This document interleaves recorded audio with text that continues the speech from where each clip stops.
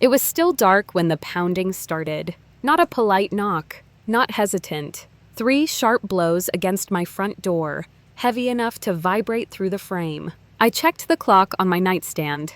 5:10 a.m. No one knocks at that hour unless something is wrong. I pulled on a sweatshirt and walked down the hallway, my heart already racing. The house felt unusually cold, the kind of quiet that presses against your ears. When I opened the door, my neighbor stood on the porch. Evan Cross. He lived 2 houses down. Quiet. Reserved. The type of man who nodded in passing and never lingered. I had lived here for 3 years and never exchanged more than a greeting with him.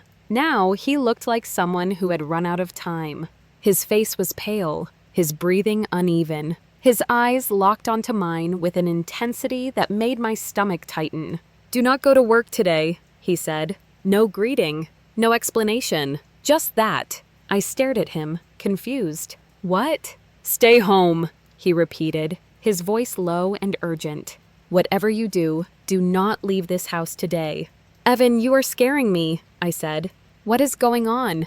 He shook his head once, slowly, like answering carried its own risk. "I cannot explain right now," he said. "You will understand by noon."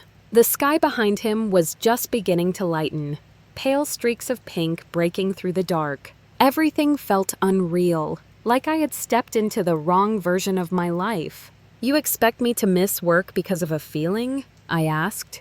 "I expect you to trust me." That made my chest tighten. He glanced down the street, then back at me. His voice dropped into a whisper. "If you leave today, Hailey, you will not come home." My breath caught. He said my name. I never told him my name. Before I could ask how he knew it, he stepped backward off the porch, scanning the neighborhood as if someone might be watching. Then he turned and walked quickly toward his house. He did not look back. I stood there long after the door closed, my hand still gripping the knob. My name is Hailey Hale. I'm 34 years old. Until that morning, nothing about my life had ever felt dangerous. 3 months earlier, my father, Daniel Hale, died suddenly. Official cause, a stroke. Clean. Simple. Convenient. Except in the weeks before his death, he kept trying to talk to me. "It is about our family," he had said. "It is time you knew." Every time I pressed him, he deflected. Then he was gone. Since then, things had felt off. Cars idling too long near my driveway. Blocked numbers calling and hanging up. Emails asking about my work schedule from senders I did not recognize. I told myself I was imagining it. That morning, I chose logic over fear. If Evan was wrong, I would lose a personal day. If he was right, I might be saving my life. I texted my manager, citing a personal emergency. Then I locked the door and waited. By late morning, nothing had happened. My kitchen looked normal. Coffee mug on the counter. Unsorted mail. The quiet routines of a woman who believed the world followed rules. At 11:47 a.m., my phone rang. Unknown number. "Ms. Hale," a man's voice said. Calm. Official. "This is Officer Grant Mercer with the County Police Department." "Yes," I replied. "Are you aware of a critical incident that occurred at your workplace this morning?" "What incident?" I asked. "There was a violent attack at your building. Multiple employees were injured. We have reason to believe you were present." My grip tightened on the phone. "That is impossible. I did not go to work today."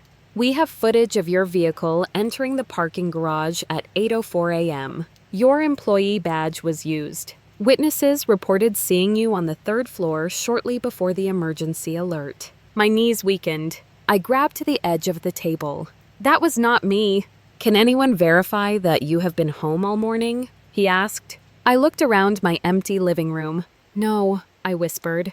"I live alone." His tone shifted. "Units will be arriving at your address shortly. Please do not leave the premises." "For my safety?" I asked. "Yes." The call ended. My entire body went cold. Someone had used my identity, my car, my name. Someone wanted me there. Someone wanted the world to believe Hailey Hale was responsible. A sharp knock rattled the door. "This is the police," a voice called. "Hailey Hale, we are here to ensure your safety."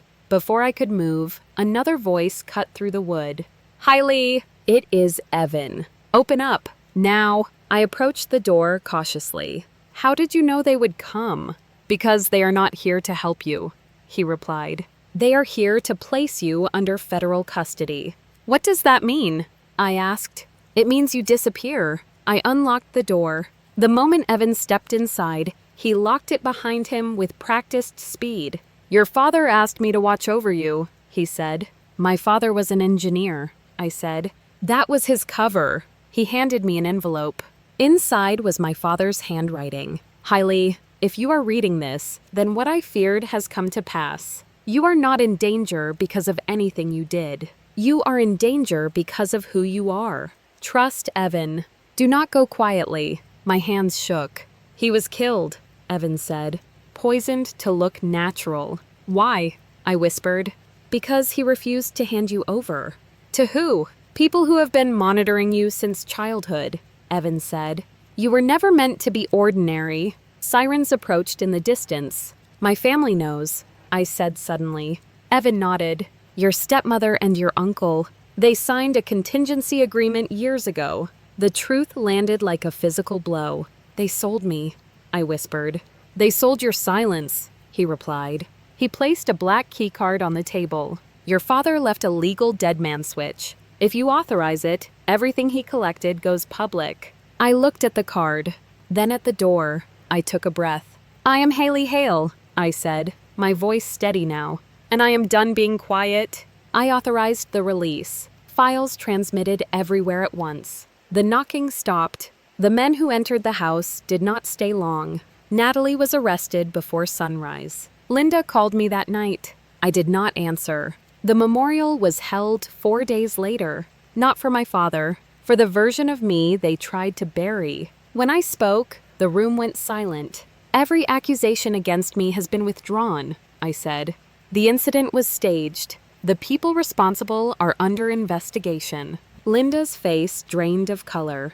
And yes, I added, that includes members of my family. Federal agents entered. Richard did not resist. I watched without satisfaction, only certainty. That night, I returned home.